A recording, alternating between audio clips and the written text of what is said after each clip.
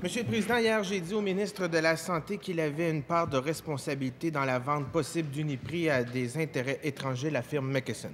Hier, le président d'Uniprix, Philippe Duval, a dit, et je cite, « La réforme de la santé a accéléré notre réflexion et nous nous sommes demandé quelle était la meilleure option dans le contexte réglementaire actuel pour assurer la croissance de l'enseigne. » Monsieur le Président, ce n'est pas que le Parti québécois qui le dit, c'est maintenant le grand patron d'Uniprix qui le dit lui-même.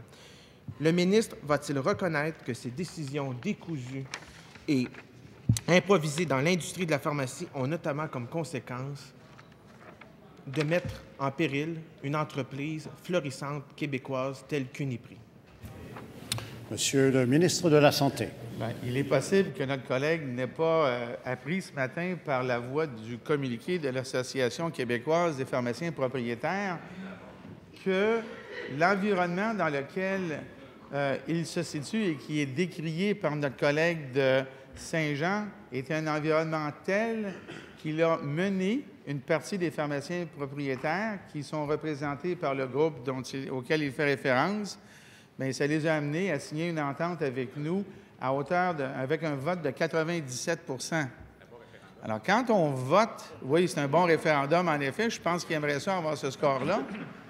La réalité, Monsieur le Président, c'est que le contexte économique dans lequel nous vivons, le contexte organisationnel et de négociation, quand on vote à 97 %, ça doit être parce que c'est à l'avantage.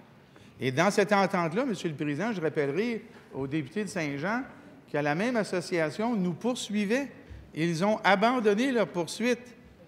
Alors, moi, je pense qu'un environnement où on s'entend avec un vote de 97 % ou qui est avantageux à toutes les parties, c'est difficile d'imaginer que ce soit une raison pour vendre sa compagnie.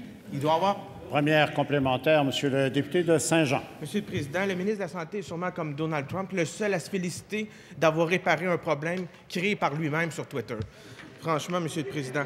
L'année passée, le Parti québécois a dénoncé la nomination de la présidente du conseil d'administration du CHUM Sainte-Justine, la vice-présidente de McKesson Canada, Geneviève Fortier, par le ministre de la Santé.